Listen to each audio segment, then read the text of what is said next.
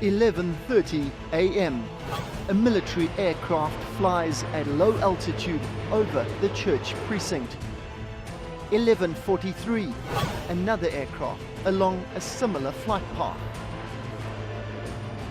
11:45, it happens again. 11:54, the plane circles for a fourth time at low altitude.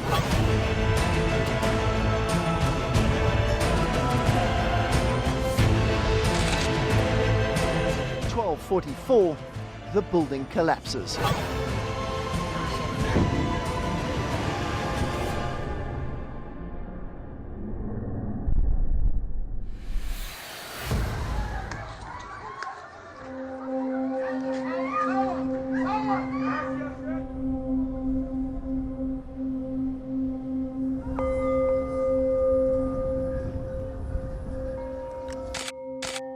This is the Synagogue Church of All Nations. It's a Sunday morning, it's packed full of people, and surrounded by the synagogue is a number of hostels, a number of accommodation facilities for people who come to the church. It is literally 20 meters away from where the building collapsed on the 12th of September back in 2014. The building precinct is heavily guarded 24 hours a day. Apart from some of the initial rubble being removed, the site has not been touched since the incident happened.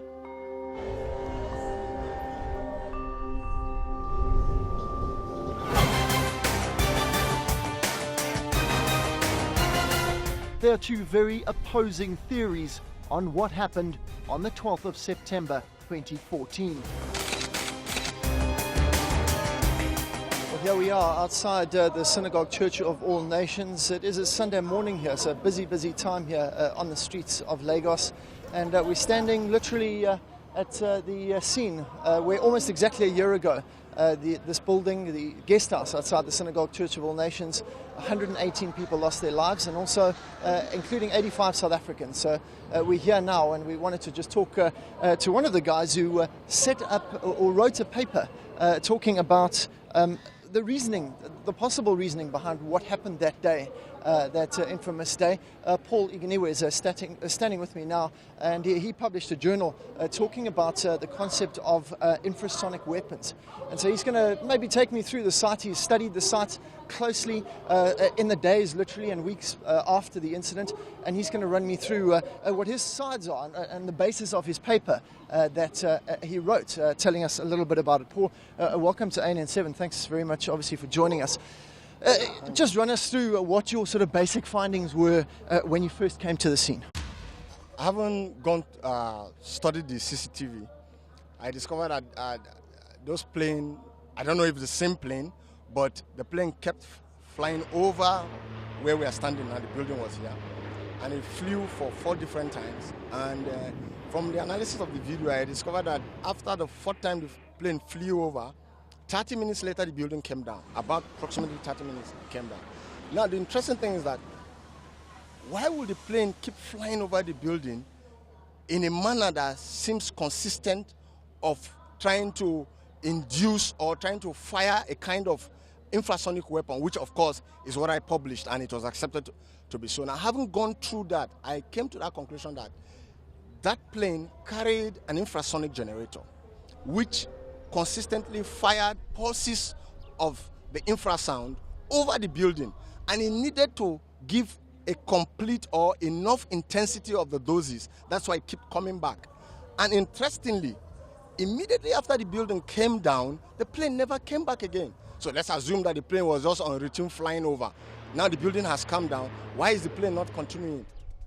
Local structural engineers, independent to the church, have studied the site and gave us their conclusions. Anybody that watched the footage will see the building come down as if a slice of bread. You know, when you arrange a slice of bread, how did that bread come down? A building of 6-story come down without teeth to left or teeth to right, and any structural failure.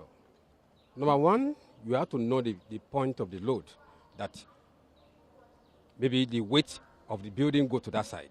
But this area everything come down within a second.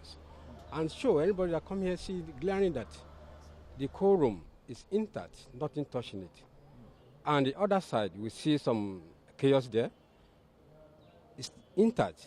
We removed that one because of the rescue time. The theory of infrasonic weapons, I just briefly want to know what your thought is on infrasonic weapons and the damage that it can cause to a building such as this. Yes, that is really where some scientists they are saying if they plan there's something inside the building, you will see the chemical reaction on the outside. But in this case, we don't see any chemical reaction, but we are seeing that when the plane fly over 4 times, because the building didn't have any signs of stress, it didn't have any signs of cracking. The building stands firm. Nothing like cracking, whatever, or in the building. But after the plane flying over 4 times, before 30 minutes, the plane come down, and the plane did not come back again.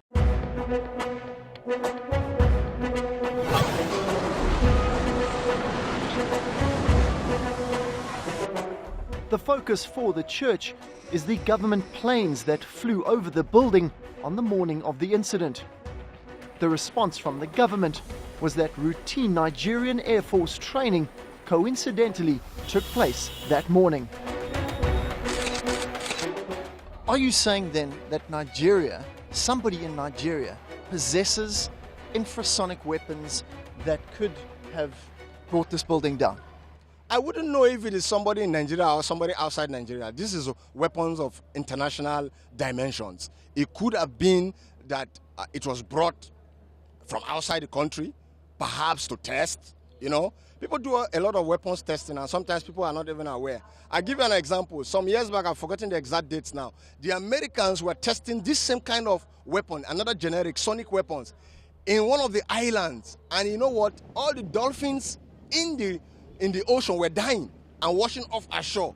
And truly speaking, that's not my business. It's the business of the government and the security agencies to ensure properly what happened here. Because mine is to show that this is what happened. And I think that I have done that with people who have never met me and who are better experts in this field.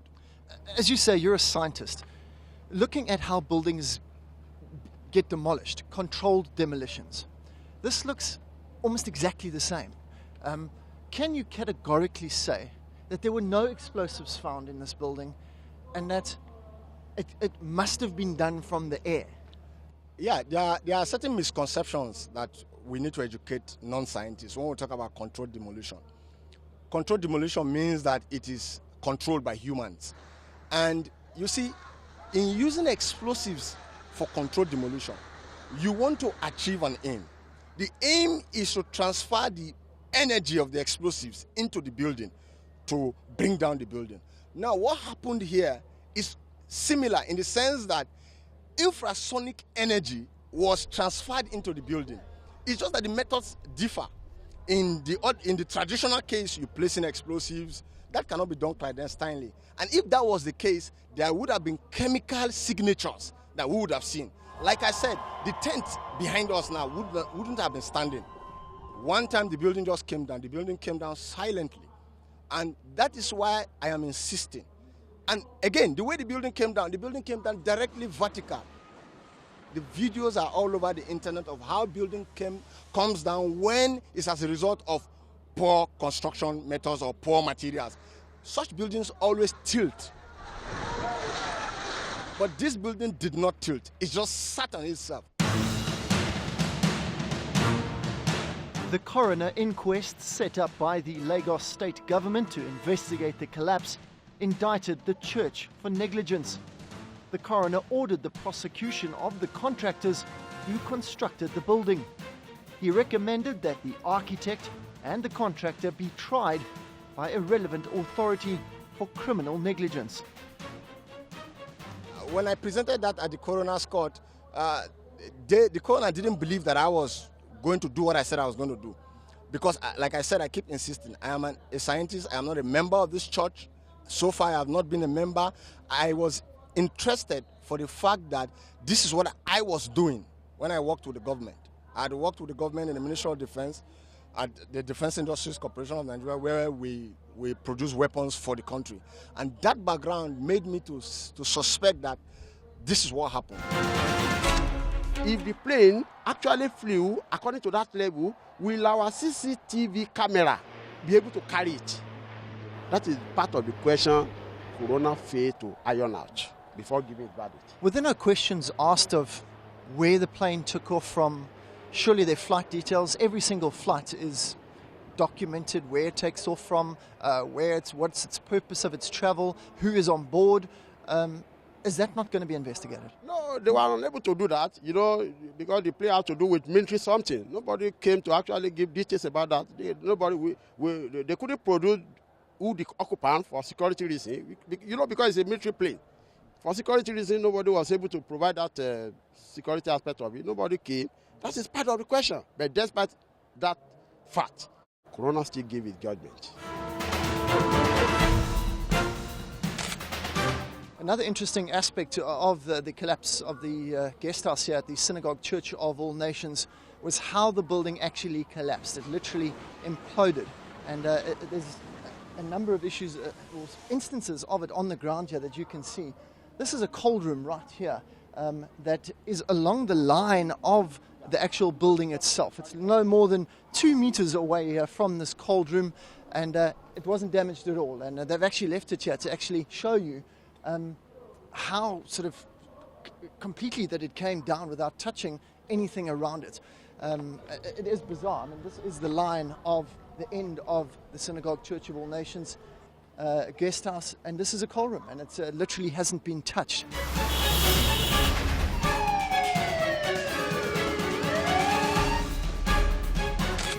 Now, the Synagogue Church of All Nations actually own 11 of their own ambulances. This is their fleet behind me here. There are 11 of them, which in some strange way were purchased a few months before the 12th of September last year. Generally, the ambulances are used in the community, in the surrounding areas, just to assist with sick patients or injured patients, some elderly patients.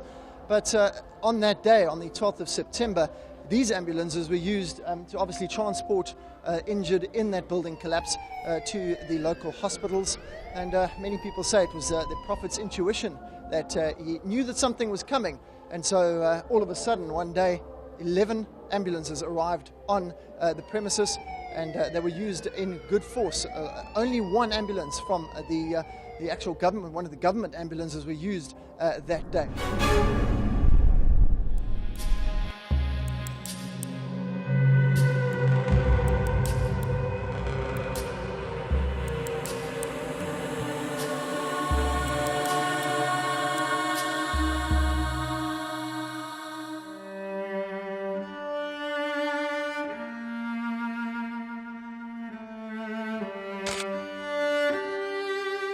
Well, I'm sitting here in amongst the literally wrangled mess that is the guest house of the Synagogue Church of All Nations here in Lagos.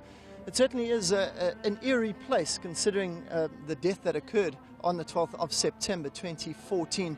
There are a lot of people inside the building that didn't lose their lives, and a lot of staff members worked in the building as well. I'm chatting to Ayu here. He works at the Synagogue Church of All Nations, and we're literally sitting on the place where he was actually when the building collapsed. He's going to tell us a little bit about that experience. I appreciate your time. Run us through what happened that day. When you woke up, what happened? Okay, just like every other day, when it's time for visitors to have their food. So it was about lunchtime on that particular day. And I was probably getting ready, making sure everything was in place for visitors to enjoy their food. So it's about lunchtime, and I was busy putting plastic cups, because having lunch, they will need plastic cups to have water. So I was putting down the water dispensers, which are probably stationed around the dining hall. And then all of a sudden, I turned back with the aim of going to the next point to probably stock up additional plastic cups. Then before I knew it, I just looked up and there was a sound accompanied with my movement. So fast on the wall. Went so fast, it didn't occur to me, because being a very peaceful environment, You know, my mind was at rest, and I looked.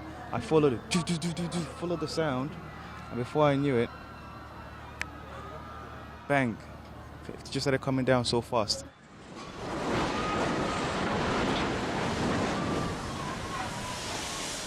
I was standing upright, just where we are, standing up. Just pushed me down, knocked me off, and I was on the floor. And all I can remember, I blacked out. And by the time I regained consciousness, I found myself under a chair. I'd been pushed underneath. You know, I was stuck. I couldn't move, you know, to the left or to the right. Just stuck there, you know, surrounded with like sharp objects, because the chairs and tables which are actually there had broken, and they became sharp. So I was surrounded with this. And after a while, you know, because I had my phone in my pocket, the first thing that came to mind, probably try and reach people, you know, but there was no signal, because everything had come down, and all the beams had become like a stumbling, like a block, you know, barriers. There was no signal going through, and everywhere was completely dark. I can tell you that. You couldn't breathe properly. How I managed, it's all by God's grace. I give thanks to God, because from nowhere, as I lay down there, just find droplets of water just coming, you know, hitting my forehead and on my lips, and it felt as if I was drinking a ocean of water. And before you knew it, the visitors as well were actually also trapped there. You know, they were in high spirit. That in itself was so motivational, you know, because the circumstances around us was not encouraging, but they were all in high spirit, and they were praying to God, which I did join them. And before you knew, they were giving thanks. You had a particular lady who was leading them in songs of worship and praise, and I joined them. And from time they will shout for help, and you get a response. You naturally feel the presence of people around, you know, running around outside, you know, making move. And time passed. Before you knew it, we were being pulled out one by one, and I myself, I was being pulled out. And like I said, all God, to God be the glory. You had people on site who were ready to help, and I was whisked away into the ambulance and taken. By that time, my eyes were partially open. I was looking around, trying to observe what was around, and I was taken to the hospital, and the recovery started. And here I am today, you know, giving thanks to Almighty God. How long were you there for before you were rescued? The incident happened at lunchtime on Friday, so Saturday about 5 o'clock, so it was over 24 hours. About when I calculated, about 27, 28 hours under there, yeah. So you didn't move around, you couldn't move around, there was no space? There was no space, you were stuck in between. Because you can imagine it's well laid out, you know, but the tables and chairs, you know, coming together, you know, it's just, there's no movement. So I couldn't really move my head, you know, like my head wasn't stuck anywhere, but I couldn't move around. I had to just stay in that position I was. Yeah. Were you able to communicate with the other people around you? Did you shout? Did people shout to you? Oh yeah, like I said, you know, people were praising the Lord and praying. So definitely, time, you just checking everyone. Because there was a lady next to me, you know, I tapped her and she responded that, I'm still here. And it was even after the incident, she was the one who recognized me.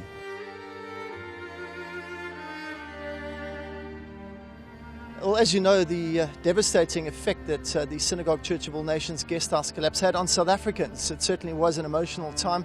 There were 85 South Africans inside this building when it collapsed, which raised a number of questions as to how popular the Synagogue Church of All Nations is amongst South Africans and how many travel up here. I'm sitting with Kulani. Her dad passed away in that incident, and also Blessing. He's sitting over there. His mother was a bishop, and she passed away during that building collapse. And we're just going to get maybe a little bit insight into the families, how they're doing now, how they were, and their involvement in the church at the moment. Kulani, obviously, tell us what transpired. I mean, why was your dad here, and how did you hear about what happened? My dad was here for spiritual upliftment. I came here, it was on the 11th of September last year, and then the building collapsed on the 12th, but I didn't find out that time. I was writing my final year in high school. I was doing my metric. So by that time, We actually find out after a week it happened because I couldn't believe it. I was like, I know it can never happen to Synagogue Church of All Nations. They're just lying, newspapers and all, they're just liars. It can never happen there. That is the real man of God. Nothing can happen there. So that was what it was in my mind. When those bodies got to South Africa, that's the time I believed. But for my family, my mom was starting now to like, maybe it's true, Kulani. Maybe it's true, we have to accept it. I was like, no. And it actually, even the time from when they came to South Africa, that time I was writing my final exam. I had to write that exam and we had to bury my father. That day they got here, I was writing my exam. And then on the other day, I was also writing paper 2 of the same paper. But glory be to God, that paper, I got a distinction in it.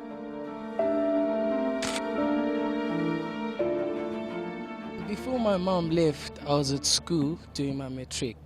And the day before she left, she left a message to the whole family. I was in there. She said to my sister, I'm going right now. And if I don't come back, just look after the kids.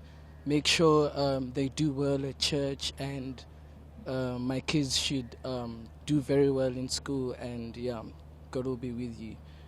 So then, after the incident had happened, I then remember that my mom would usually talk about such a day that would come. And she'd always tell us that when a day like this comes, you should know that I'm going to my comfort zone.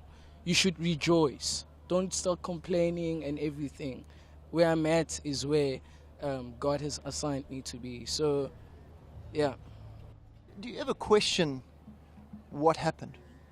Well, everything happens for a reason. I don't question what happened because I know that my mom came here for a good reason.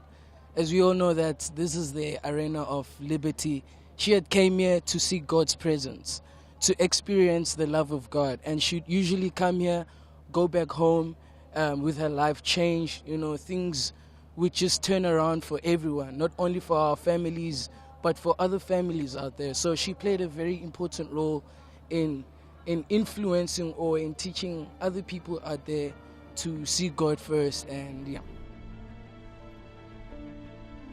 Well, as we mark 1 year since the devastating building collapse here at the Synagogue Church of All Nations, more questions than answers remain. The coroner says that it was a structural defect, but the church is sticking to their guns, saying that it was infrasonic weapons that brought this building down.